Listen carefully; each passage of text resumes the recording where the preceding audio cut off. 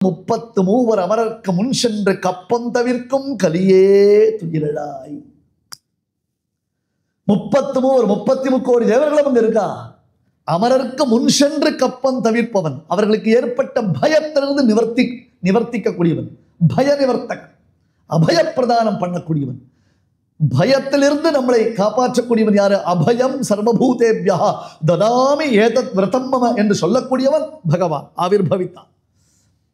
உடனே அத வால்மீகி பாடினாரே, வேத வேத்யே பரே பும்சி ஜாதே தசரதாத்மஜே வேத பிராச்சேத சாதாசீத் சாக்ஷாத் ராமாயணாத்மனா.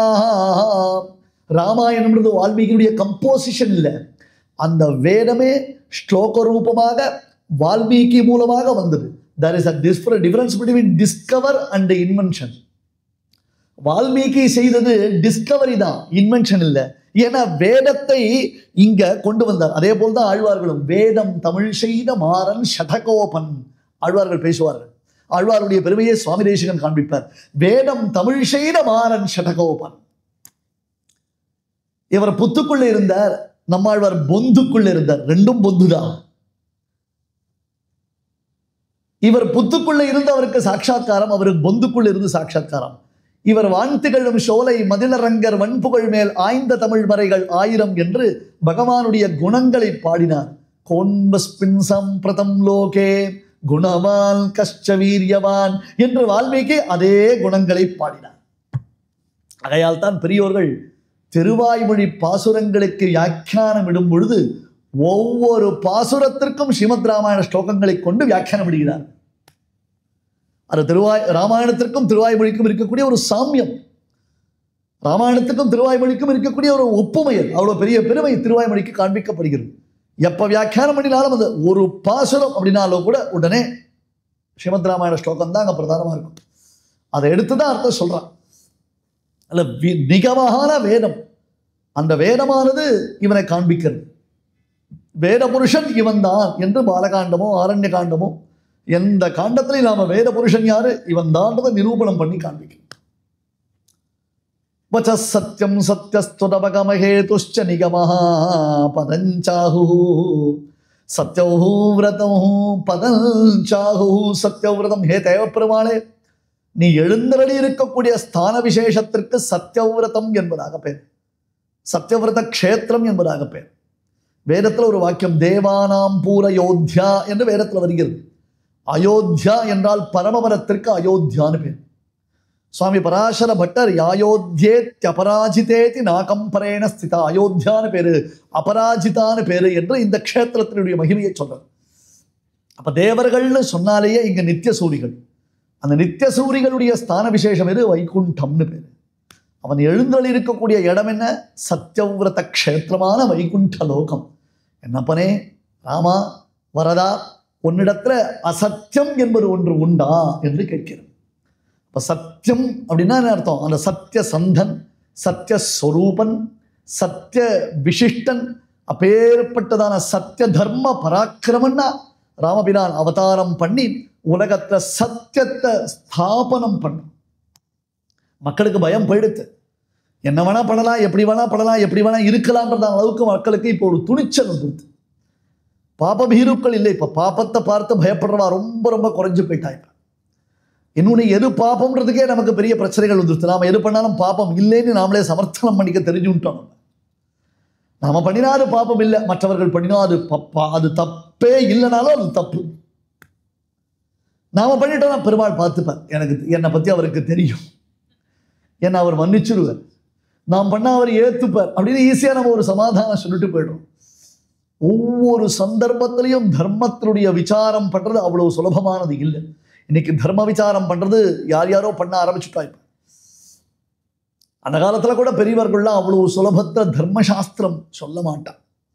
தர்ம சங்கடம் அப்படின்னு ஒன்று ஏற்பட்டதுல அந்த தர்ம சங்கடத்தை அவ்வளவு சுலபத்தில் அவள் பேச மாட்டான். 4 பேரை கூப்பிட்டு எல்லாரும் சேர்ந்து தான் ஒரு நிர்ணயம் பண்ணுவாளே தவிர்த்து what I think, what I say, what I convey to you அப்படின்னு பேச மாட்டான். இன்னைக்கு எல்லாரும் பேச ஆரம்பிச்சுட்டோம். எதை வேணா சொல்லலாம், எப்படி வேணா சொல்லலாம், என்ன வேணா பண்ணலாம் அப்படின்றதாக நம்ம எடுத்துட்டோம். டேக் ஃபார் கிராண்டட் அப்படின்னு எடுத்துட்டோம். ஏன்னா நமக்கு அதை பற்றி பயம் இல்லை. இன்னொன்று நமக்கு ஃபேவரபிளாக இருந்தால் தர்மம் இஸ் அக்செப்டபிள், நமக்கு எப்போ ஃபேவரபிளாக இல்லையோ அந்த தர்மம் நமக்கு வேண்டாம். அதெல்லாம் யார் சார் இந்த காலத்தில் பண்ணுறது? காலத்தின் பேரில் சுலபமாக ஒரு பழியை போட்டுட்டு போயிடுவோம். காலத்தின் பேரில் ஒரு பழியை கொண்டாடிட்டு நாம் போயிடுவோம். ஒவ்வொரு தன்னுடைய அவதாரம், அந்த அவதாரத்திலிருந்து ஆரம்பித்து ஒவ்வொரு சந்தர்ப்பத்திலையும் ராமபிரான் தர்மம் என்றால் என்ன என்பதை உலகத்திற்கு காண்பித்தான். தர்ம சங்கடம் ஏற்பட்ட பொழுதெல்லாம் அதை எப்படி நுட்பமாக நுணுக்கமாக கையாள வேண்டும் என்று ராமபிரான் நமக்கு உபதேசித்தருளினான். அதனால்தான் மனுஷனை போல ராமபிரான் அவதாரம் பண்ணினதுடைய நோக்கம் என்ன அப்படின்னா, ஒரு சாமானிய மனுஷனுக்கு என்னென்ன வாழ்க்கையில் பிரச்சனைகள் ஏற்படும், அந்த பிரச்சனைகள், அந்த சுச்சுவேஷனை அவன் எப்படி டேக்கிள் பண்ணணும். சில சந்தர்ப்பத்தில் நாசூக்கா சில விஷயங்களை டேக்கிள் பண்ணணும், சில விஷயங்களை பப்ளிக்காக நாம் டேக்கிள் பண்ணணும், சில விஷயங்களை நாம் எப்படி அவாய்ட் பண்ணுறது என்பதை ராமபிரான் காண்பிக்கணும். அதனால தான் தர்மாத்மா என்று ராமனுக்கு பெயர். வால்மீகி 16 கேள்விகள் கேட்டுட்டார் அப்படின்னு கேட்டால் அந்த 16 கேள்விகளுக்கும் சேர்த்து ஒரே பதிலாக ராமபிரானை சொன்னார்னா, கற்பார் ராமபிரானை எல்லால் மற்றும் கற்பரோ. கிருஷ்ணானுபவத்தில் தோய்ந்த நம்மாழ்வார் பேசுகிற பேச்சு. கிருஷ்ணன் கிருஷ்ணன் கிருஷ்ணன், உண்ணும் சோறு பருகு நீர் தின்னும் வெற்றில எல்லாம் கண்ணன்னு. ஆழ்வாருக்கு உண்ணும் சோறும் கண்ணன் தான், தின்னும் வெற்றிலையும் கண்ணன் தான், பருகு நீரும் கண்ணன் தான். இப்படி கிருஷ்ண தத்துவத்தில் தோய்ந்த அந்த நம்மாழ்வார்கிட்ட போய் உமக்கு என்ன உபன்யாசம் ரொம்ப பிடிக்கும் அப்படின்னா, ராமாயண உபன்யாசம் தான் பிடிக்கும்னு. காரணம் என்னென்ன? கிருஷ்ணனுடைய தர்மானுஷ்டானத்தை இந்த உலகம் புரிந்து கொள்வது ரொம்ப கஷ்டம். 2 பொண்டாட்டி கூட சுத்திந்தான், 16,000 பெண்ணோடு சுத்திந்தான். இன்னைக்கும் உலகத்தில் அவன் பேரில் தோஷங்களை உலகம் சொல்லின்னு இருக்கு. கிருஷ்ணன் எதுக்கு? ராமன் பேரிலேயே தோஷத்தை சொல்லும் உலகம் இது என்று சுவாமி தேசிகன் சங்கல்ப சூரியோதயத்தில் சாதிக்கும். பவபூதின்னு ஒரு மகாகவி. நம்மெல்லாம் ராமாயண உபன்யாசம் கேட்கும் பொழுது நம்ம எல்லாரும் பெரும்பாலும் ராம பட்டாபிஷேகம் ஆயிடுத்துனா பட்டாபிஷேகத்தோடு ராமாயணம் பூர்த்தின்றதாக நம்ம வச்சுக்கிறோம். ஆனால் ராமாயணம்ன்றது 7 காண்டம், 7 காண்டம். வேதம் தான் ராமாயணம், ராமாயணம் தான் வேதம் அப்படின்றதுக்கு இதான் பிரமாணம். ரா என்பதினாலே ரிக்வேதத்தை காண்பிக்கிறோம், மா என்பதினாலே சாமவேதத்தை சொல்கிறோம், யா என்பதினாலே எதிர்வேதத்தை சொல்கிறோம், நா என்பதினாலே அதர்வண வேதத்தை நாம் காண்பிக்கிறோம். இப்படி 4 வேதங்களும் சேர்ந்தது தான் ராமாயணம். அதனால தான் சப்த காண்டங்கள். ராமாயணம் முழுக்க 7 காண்டங்கள் வச்சிருக்கும். அதில் பட்டாபிஷேக சர்க்கத்திற்கு பிறகு உத்தர ராமாயணம்ன்றது உண்டு. உத்தர ஸ்ரீமத் ராமாயணம்னு சொல்லுவார்.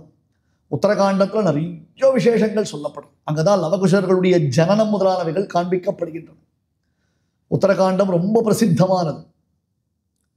லவணாசுரனை வதம் செய்வதற்காக ராமபிரானால் சத்ருக்னன் யமுனை கரைக்கு அனுப்பப்படுகிறான். இதெல்லாம் உத்தர ராமாயணத்தில் வரக்கூடிய கதாபாகங்கள். இது லவணாசுரன் ஒரு அசுரன். அந்த அசுரனால பலவிதமான தீமைகள் மகரிஷிகளுக்கு ஏற்படுறது. இப்போ இந்த மதுரா பிருந்தாவனம் அப்படின்னு க்ஷேத்திரம் சொல்கிறோம் இல்லையா, அது யமுனை கரையில் அமைந்திருந்ததான க்ஷேத்திரம், மதுவனம்னு பேர். அந்த மதுவனத்தில் லவணாசுரன் ஒரு அசுரன் இருந்தான். அவனால் தான் ரிஷிகளுக்கு ரொம்ப கஷ்டங்கள் ஏற்பட்டது. எப்படி தண்டகாரண்யத்தில் ராமாயணத்தில் மகரிஷிகள் துன்பப்பட்டாலோ அதுபோல இங்கே அவர்கள் கஷ்டப்பட்டிருந்தான். அப்போ ராமபிரான் சத்ருக்னனை அனுப்பினான். நீ போய் அவனை கொன்று அந்த இடத்துல ஒரு பட்டணத்தை ஸ்தாபனம் பண்ணுன்னு ராமபிரானை அனுப்புகிறான். சத்ருக்னன் அனுப்புகிறான். சத்ருக்னன் கிளம்பி போகிறான். ஆவணி மாதம் அது. அந்த சமயம் ஒரு நாள் ராத்திரி வால்மீகி மகரிஷியின் ஆசிரமத்தில் சத்ருக்னன் தங்கியிருக்கான். அன்னைக்கு ராத்திரி தான் சீதை 2 குமாரர்களை பிரசவிக்கிறா வால்மீகி ஆசிரமத்தில். ராமபிரானால் பரித்தியாகம் பண்ணப்பட்டு சீதா அங்கே இருக்கா. வால்மீகி ஆசிரமத்தில் தான் சீதை இருக்கா. ஏதோ சில அபவாதங்கள் ஏற்பட்டது. லோகாபவாதத்திற்கு பயந்து பெருமாள் சீதா பரித்தியாகம் பண்ணிவிட்டார். பூரண கர்ப்பவதியான சீதையை ராமன் பரித்தியாகம் பண்ணினானா அந்த தலைப்பில் அப்புறம் இன்னொரு நாளைக்கு விசாரிப்போம். அது சரியா தப்பான்றதை பற்றி அப்புறம் விசாரிப்போம். ராமபிரான் பேரில் தோஷம் இல்லைன்றது ஸ்பஷ்டமாக நிரூபணமான பிரகடனம். ஒரு பக்கம் மட்டும் பார்த்துட்டு பேசக்கூடாது. கேள்வி கேட்பவர்களுடைய மனோநிலை நம்முடையதான பதில் அவளுக்கு தேவையில்லை. அவளுக்கு தெரியும்னு காமிச்சுக்கிறதுக்கு தான் இப்பெல்லாம் கேள்வி கேட்குறா எல்லாரும். அவளுக்கு நம்ம பதில் சொல்லும்பொழுது அதை கேட்கறதுக்கு அவளுக்கு பொறுமை கிடையாது. ராமபிரான் பேரில் தோஷாரோபணம் பண்ணணும். அதுக்காக இந்த கதைகளை சொல்கிறேன். இப்போ எந்த இரவு சத்ருக்னன் வால்மீகி ஆசிரமத்தில் தங்கியிருந்தானோ அந்த இரவே சீதாதேவி 2 குழந்தைகளை ஈன்றெடுக்கிறார். அப்படியே அச்சு அசலா ராமபிரான். இப்போ என்னமோ சொல்கிறா இல்லையா, நாங்கள்லாம் சின்ன வயசில் ஜெராக்ஸ் அப்படி சொல்லுவோம். இப்போ அதெல்லாம் தாண்டி போய் குளோனிங்லாம் தாண்டி போயிடுச்சு. இப்போ டெக்னாலஜி வேறு ஏதோ இம்ப்ரூவ் ஆகிடுச்சு. இப்போ அப்படியே அச்சு அசல் ராமபிரான் மாதிரி 2 குழந்தைகள் பிறந்திருக்கான். சத்ருகுணன் சீதாதேவியை பார்த்து கைகூப்பி சேவிக்கிறான். அம்மா சீக்கிரம் எம்பெருமான இடத்துல நீங்கள் போய் சேர வேண்டும், யாருடைய பிரார்த்தனைன்னு சொல்லிட்டு சத்ருகுணன் கிளம்பி போயிடுறான் அங்கேருந்து. அதுக்கப்புறம் லவகுஷர்கள் வால்மீகியினுடைய ஆசிரமத்தில் வளர்ந்து கொண்டிருக்கிறார்கள். அப்பொழுதுதான் ராமனுடைய அஸ்வமேத யாகம் நடைபெறக்கூடிய சந்தர்ப்பம் அது. ராமன் ராஜசூய யாகம் பண்ணணும்னு ஆசைப்படுறார். இது மகாபாரதத்துக்கும் ராமாயணத்துக்கும் பெரிய வித்தியாசம் இருக்கு. ராமன் தான் ராஜசூய யாகம் பண்ணணும் அப்படின்னு ஆசைப்படுறார். பரதன் தடுத்துட்டான். அசூய, அந்த ராஜசூயம் சொன்னாலேயே அசூய தான். ராஜாக்களுக்கு பொறாம உண்டாகும், பெரிய பெரிய யுத்தங்கள் நடைபெறும், கலகங்கள் உண்டாகும். பல ராஜாக்கள் ராஜசூய யாகம் பண்ணி அப்புறம் காணாமல் போயிட்டான். இது எதுக்கு? நமக்கு ஏற்கனவே குடும்பம் ஒரு மாதிரி செதறி கிடக்கிறது. நம்ம நல்லபடியாக வைஷ்ணவமான ஒரு யாகத்தை ஆரம்பிக்கலாமேன்னு லக்ஷ்மணனும் சஜஷன் கொடுக்குறான். அதனால ராமபிரான் அஸ்வமேத யாகம் செய்ய ஆரம்பிக்கிறார். அந்த அஸ்வமேத யாகத்திற்கு யாக குதிரையை விடணும். அந்த குதிரையை யாரும் தடுக்கக்கூடாது. யாராவது தடுத்துட்டாள்னா குதிரை பின்னாடி ராமனுடைய சைன்யம் போகும். அந்த சைன்யம் யார் தடுத்தாலோ அவர்களை எதிர்த்து யுத்தம் பண்ணி ஜெயிக்கும். ஜெயிச்சா தான் மேற்கொண்டு யாகம் பண்ண முடியும். இந்த யாக குதிரை பூ பிரதட்சணம் பண்ணிட்டு அது என்னைக்கு திரும்பி வருதோ அன்னைக்கு யாகத்தை ஆரம்பிக்கணும் அப்படின்னு வச்சிருக்கா ஒரு கிரமம். அந்த சமயத்துல ராமபிரானுடைய யாக குதிரையை லவகுஷர்கள் பிடிச்சு வச்சிருக்கா. அவளுக்கு இவ அப்பா தெரியாது. இது யாருடைய யாக குதிரை அப்படின்னா நெத்தில பட்டையை எழுதியிருக்கு. ராஜாதிராஜ ராஜகம்பீர ராஜமார்த்தாண்டர் கோசலநந்தனான ராமபிரானுடைய சக்கரவர்த்தி திருமகனுடைய குதிரை இது. இதில் யாரும் பிடிக்கக்கூடாது அப்படின்னு. அப்போ அந்த பசங்க பேசுறது, ஓஹோ அவர்தானா அது, ரொம்ப சந்தோஷம் சுவாமி. ஒரு பெண்ணை கொன்றாரே அவர் தான் அது. ஒரு பெண்ணை அடிச்சாரு, தாட்டகாவதம் பண்ணாரு அவர் தானே பெரியவர். அப்புறம் மறைந்திருந்து வாலி அடித்தாரே, வர தனுஹதிம் வாலி துரோகம் மனாக் அபசர்ப்பணம். ஒரு பெண்ணை கொன்றார், எவ்வளவு பெரிய பாபம் அது. பெண்ணை கொல்வது எவ்வளவு பெரிய பாபம் அது. வாலி துரோகம், யுத்தத்தில் பங்கெடுத்துக் கொள்ளாமல் மறைந்திருந்து வாலியை அடித்தானே. மனாக் அபசர்ப்பணம். அடுத்தது கரதூஷண யுத்தம். ஜனஸ்தானத்தில் 14,000 ராட்சசர்கள் வந்திருக்கான். அந்த 14,000 ராட்சசர்களை எதிர்த்து ராமபிரான் யுத்தம் பண்ற. ஒரே ஒரு ராமபிரான் 14,000 ராட்சசர்கள். ஏகோ தாசரதி காமம் யாதுதானாக சகசிரஷா. ஒரு ராமபிரான் 14,000 ராட்சசர்கள். மகர்ஷிகள்லாம் வயிறு பிடித்தா பயந்து போயிட்டான். அனாயாசமா ராமன் யுத்தம் பண்றான். அப்ப ராமபிரான் 3 அடி போர்க்களத்தில் பின்வாங்கினான். மனாக் அபசர்ப்பணம். 3 அடி பெருமாள் பின்னாடி வந்தார். இதை சொல்லி காண்பிக்கிறான் யாரு? லவகுஷர்கள். அவனுக்கு ராமன் யாருன்னு தெரியாது, என்ன நடந்ததுன்னு தெரியாது. ஏதோ கதை கேட்டிருக்கா, ராமனுடைய சரித்திரம் கேட்டிருக்கா.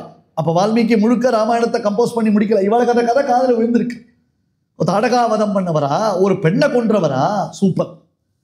மறைந்திருந்து அடித்தவரா, மகாவீரர், ஜெய ஜெய மகாவீரர், பெரிய வீரர் சுவாமி அவர், மகாவீரர் அவர், ஓ சூப்பர். அடுத்தது போர்க்களத்தில் பின்வாங்கினார். இது தேசிகன். இதை அந்த லவகுஷர்களுடைய ஸ்டேட்மெண்ட்டாக உத்தர ராமச்சரித்தத்தில் பவபூதி பேசினான். மகாகவி பவபூதி. உத்தரே ராமச்சரித்தே பவபூதிர் விசிஷ்யத்தே. கருணா ரசம்னா என்ன ரசம்ன்றதை காண்பிப்பான் பவபூதி. அதுவும் அங்கிருந்த கல்லு கரைந்தது. லக்ஷ்மணனுடைய ஸ்டேட்மெண்ட். அப்படி கிராவாரோததி. ராமபிரானுடைய நிலை கண்டு, சீதையை பிரிந்த ராமபிரானுடைய நிலை கண்டு அங்கிருந்த கல்லும் கரைந்தது என்று வர்ணிக்கிறார். கருணாரசம்னா பவபூதியினுடைய உத்தரராம சரித்திரத்தை படித்தால்தான் அந்த கருணாரசம் தெரியும். அப்படி ஒரு ஆச்சரியமான ரசம் அது. அப்பேற்பட்டதான பவபூதி சொன்னதற்கு சுவாமி தேசிகன் மனசு ரொம்ப வருத்தப்பட்டு பதில் சாதிக்கிறார்.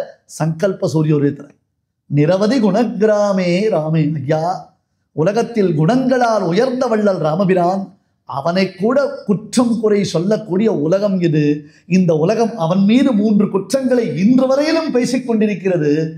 நம்மையெல்லாம் இந்த உலகம் விட்டு வைக்குமா என்று கேட்கிறார். வரதனுஹத்தியம் வாலி துரோகம் மனாக அபசர்ப்பணம்னு காண்பிக்கும். அதனால கிருஷ்ணரை உலகம் புரிந்து கொள்ளாமல் போனதில் வியப்பு ஒன்றும் கிடையாது. அவனை புரிஞ்சுக்க முடியாது. ஆனால் ராமபிரான் தன்னுடைய ஒவ்வொரு அனுஷ்டானத்திலையும் மக்களுக்கு தன்னுடையதான வழியை காண்பிக்கிறான். அதற்காக சொல்ல வந்தேன். கிருஷ்ணாவதாரத்தில் ஈஸியா டேக் ஃபார் கிராண்டட் போயிடலாம், டக்குன்னு முடிச்சுட்டு போயிடலாம். இவ்வளவு ஜாக்கிரதையா ஸ்டெப் பை ஸ்டெப்பா ஒன்றுத்தையும் பார்த்து பார்த்து பார்த்து ராமபிரான் பண்ணினால் கூட இன்றளவும் அவன் மீது உலகம் குற்றம் சுமத்தி கொண்டுதான் இருக்கிறது. அவனை புரிந்து கொள்ளாமல் தான் பேசணும். ஒண்ணுமே இல்லை. ஒரு விஷயம், ராமன் தர்மத்தை மீறினவனா இருப்பாயினாயின் அவன் காரியங்கள் எதுவும் தர்மத்தை மீறினதா இருந்ததுன்னு வச்சுக்கோங்க. இதுக்கு ஒரே ஒரு திருஷ்டாந்தம் பார்க்கலாம். இந்திரஜித் யுத்தம். லக்ஷ்மணனும் இந்திரஜித்தும் எதிர்த்து யுத்தம் பண்ணிட்டு இருக்கான். இந்திரஜித்தை ஜெயிக்க முடியல. மேகநாதன் பேர் அவனுக்கு. அவன் அவ்வளவு சுலபத்துல ஜெயிக்க முடியாது. பெயர்பட்டதான பராக்கிரமம். நிகும்பலையில பெரிய யாகம் பண்ணியிருக்கான். அந்த யாகம் பூர்த்தியால அதுக்குள்ள யுத்தம் நடக்க ஆரம்பிச்சு கொடுத்து பிரம்மதேவரிடத்துல வரம் வாங்கினான் இந்திரஜித். இந்திரனை கட்டினான். ஒரு சமயம் இந்திரனுக்கும் ராவணனுக்கும் யுத்தம் நடைபெற்ற பொழுது இந்திரஜித் இந்திரனை கட்டினான். அது வரலாம் அவனுக்கு மேகநாதன் பேரு. இந்திரனை ஜெயித்ததினால் அவனுக்கு இந்திரஜித்துன்னு பேரு. உடனே பிரம்மா வந்து இந்திரஜித்து கிட்ட சொன்னார், நீ அவனை விடுவிச்சுருன்னு. அவனை விடுவிச்சா எனக்கு என்ன வரம் தருவீங்கன்னு கேட்டான். டிமாண்ட் பண்ணான். இந்திரனை விடுவித்தால் எனக்கு என்ன வரம் தருவீங்க அப்படின்னு டிமாண்ட் பண்ணான். அதற்கு பிரம்மதேவர் என்ன வேணும் சொல்லு, எனக்கு சாகா வரம் வேணும்னு. ஏன்னா உங்க அப்பாவுக்கே நான் கொடுக்கல. ஏன் கொடுக்கல? எனக்கே அது கிடையாது. ப்ராப்ளமே அங்கே தானே. எனக்கே அந்த பிரச்சனை இருக்கே, எனக்கே கிடையாது. அப்படியா? வேற ஏதாவது ஐடியா இருக்கா? வேற ஒரு ஐடியா இருக்கு. என்ன வேணும்? நான் ஒரு யாகம் பண்ணுவேன். அந்த யாகம் பூர்த்தியா எடுத்தனா எனக்கு மரணம் சம்பவிக்கக்கூடாது. என்னுடைய பெரிய ஆபத்து நேரிடும் சமயத்தில் நான் ஒரு பெரிய யாகம் பண்ணுவேன். அந்த யாகம் பூர்த்தியா எடுத்தனா எனக்கு மரணம் சம்பவிக்கக்கூடாது. ஆனால் ஒருவேளை யாகம் தடைப்பட்டுடுதுன்னா எனக்கு மரணம் சம்பவிக்கும். அவனுக்கு அவ அப்பாவை விட மனிதர்கள் பேர்ல அவ்வளவு அலட்சியம். ராவணன் மனிதர்களை தவிர்த்து மற்றவர்களாலே தனக்கு மரணம் நேரிடக்கூடாது என்று வரம் வாங்கினான். ஏன்னா மனிதர்களை அவன் மதிக்கவே இல்லை. மனிதர்களை கன்சிடரே பண்ணல. நீங்கள்லாம் என்னுடைய லிஸ்ட்லயே இல்லைன்னு சொன்னவன் ராவணன். இந்திரஜித், நான் ஒரு பெரிய யஜ்யம் பண்ணுவேன். அந்த யஜ்யம் பூர்த்தியா எடுத்துனா என்னை யாரும் கொல்ல முடியாது. பரவாயில்லையான ஓகேன்ற பிரம்மதேவர். அந்த யஜ்யம் தடைப்படாது, அதை தடுக்கும் வல்லமை உலகத்துல யாருக்கும் கிடையாது. இந்திரஜித்துக்கு கர்வம். அதனால அவன் நிகும்பலையில யாகம் பண்ணிட்டு இருக்கான். கரெக்டா விபீஷணன் அழைச்சிட்டு போயிட்டான் லக்ஷ்மணனை. அந்த யஜ்யம் பூர்த்தியாகிறதுக்குள்ள அவனை கொன்னாதான் உண்டுன்னு. பாதி யஜ்யத்துக்கு நடுவுல லக்ஷ்மணன் வந்துட்டான். அது தடை நிக்கிறது. இந்திரஜித்துக்கு கோபம். லக்ஷ்மணனோட யுத்தம் பண்றான். இருந்தாலும் பராக்கிரமசாலி, அவனை ஜெயிப்பதற்கு வழி இல்லை. லக்ஷ்மணன் யோசிக்கச்சே அப்போ எந்த அஸ்திரமும் பிரயோஜனம் இல்லை. எந்த அஸ்திரமும் பிரயோஜனம் இல்லை. கடைசியில ஒரு அஸ்திரம் எடுத்தான். தர்மாத்மா சத்யசந்தஸ்ச ராமோ தாசரதிர்யதி பௌருஷே சா பிரதித்வந்தஹ ஷரைனம் ஜஹிராவணிம். தர்மாத்மா சத்யசந்தஸ்ச ராமோ தாசரதிர்யதி பௌருஷே சா பிரதித்வந்தஹ ஷரைனம் ஜஹிராவணிம். ராவணஸ்ய அபத்யம் புமான் ராவணி. ராவணினா இந்திரஜித்துக்கு பேர். ராமன் என் ராமபிரான் தர்மாத்மாவாகவும் சத்தியசந்தனாகவும் அப்பிரதித்வந்த பௌருஷா. இது அப்படியே சுவாமி தேசிகன் ரகுவீரகத்தில் காண்பித்தார். தோலாத தனிவீரன் என்று சுவாமி அதுக்கு டிரான்ஸ்லேஷன் கொடுத்தார். அப்பிரதித்வந்த பௌருஷன், தோலாத தனிவீரன், பின்வாங்காதவன், யுத்தத்தில் நிலைத்து நிற்பவன், திருடவிரதா என்று இருக்கக்கூடியவன், பரர்த்தி பரமஸ்பட்டா துஷ்டா புஷ்டா சுபேக்ஷணா ராமோ விராமோ விரஜோ மார்கோ நேயோ நயோனயா வீரசக்திபதாம் சிரேஷ்டா தர்மஹா தர்ம விதுத்தமாக. இந்த 16 திருநாமத்திற்கு பராசர பட்டர் வியாக்கியானம் பண்ணும் பொழுது மிருத சஞ்சீவனம் ராமச்சரித ஆரம்பத்தேனர். இறந்தவரையும் உயிர் பிழைக்க வைக்கக்கூடிய ராமனுடைய சரித்திரத்தை பேச போறேன். பட்டர் பிரதிக்க பட்டர் பகவத்குண தர்ப்பணம்னு பேரு. தர்ப்பணம் இல்லை, அமாவாசை ஞாபகம். பகவானுடைய உத்தமமான கல்யாண குணங்களை காட்டக்கூடிய கண்ணாடியின் பேர் இதற்கு. தர்மாத்மா சத்தியசந்தஸ்ச ராமோ தாசரதிர்யதி. என் ராமபிரான் தர்மாத்மா, அவன் சத்தியசந்தன். பௌருஷேச்ச அப்பிரதித்வந்தஹ, பின்வாங்காதவன், தோலாறு தனி வீரன் என்பது உண்மையாயிருந்தது என்றால் இந்த பானம், அம்பே இந்த பானமே நீ இந்திரஜித்தை கொல்லு அப்படின்னார். அதுவரையிலும் இந்திரஜித்தை கொல்ல முடியல. இந்த பானப்பிரயோகம் செய்த உடனே இந்திரஜித்து வதம் ஏற்பட்டது. எப்படி ஏற்பட்டது? இந்திரஜித் வதம் எப்படி சுவாமி ஏற்பட்டது? அப்ப ராமோ விக்கிரகவான் தர்மஹா, அதான் சுவாமி தேசிகன் சாதித்தார். ராமோ விக்கிரகவான் தர்மஹா, அவனுடைய தர்மம் என்பதை அவனுடைய அனுஷ்டானத்தினால நாம பார்த்துக்கணும்.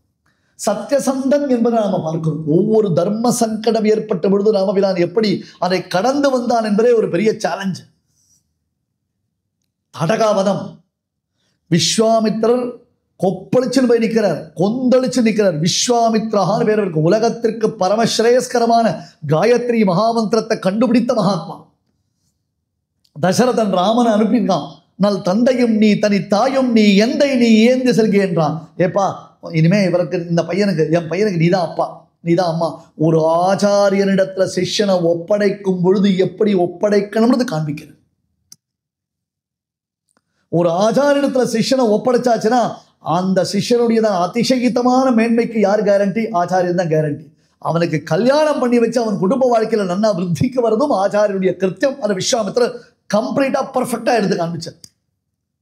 விஸ்வாமித்திரோட எபிசோட்ல பார்க்கணும். குருகுல வாசம் பண்ணி ஒரு ஆச்சாரிய இடத்துல நாம போய் சேர்ந்துட்டோம்னா அவருடைய அதீனத்துல நாம இருக்கிறவே தவிர்த்து அவரிடத்துல நாம ஆர்குமெண்ட் பண்ணக்கூடாது அப்படின்றத ராமபிரான் இங்க காண்பிக்கிறோம். நல் தந்தை நீ, தனி தாயும் நீ, எந்தை நீ ஏந்து செய்ய. அவனுக்கு தாயும் நீதான், அவனுக்கு தந்தையும் நீதான். அவனுக்கு என்ன பண்ணணுமோ நீ பண்ணு. அதனால தான் தசரதனுடைய அனுமதி இல்லாமல் விஸ்வாமித்திரர் கல்யாணத்துக்கு ஏற்பாடு பண்ணி தசரதற்கு இன்விடேஷன் தான் அனுப்பிச்சார். அதை தான் சுவாமி நாங்களும் பண்ணிட்டு இருக்கோம் இந்த காலத்துல.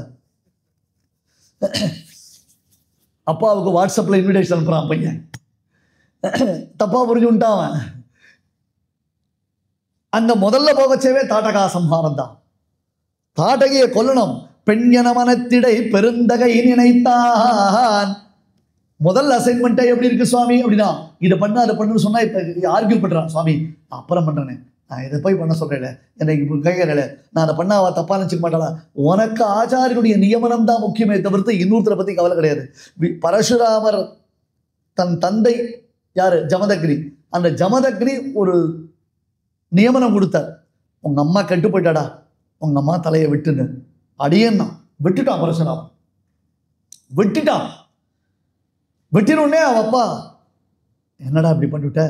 நீங்கள் தானே சுவாமி சொன்னீங்க, உங்கள் வார்த்தைக்கு நான் எப்படி மறுபேச்சு பேச முடியும்? ஏன்னா நீங்கள் தான் எனக்கு ஆச்சாரியன். அப்பாவே ஆச்சாரியன்.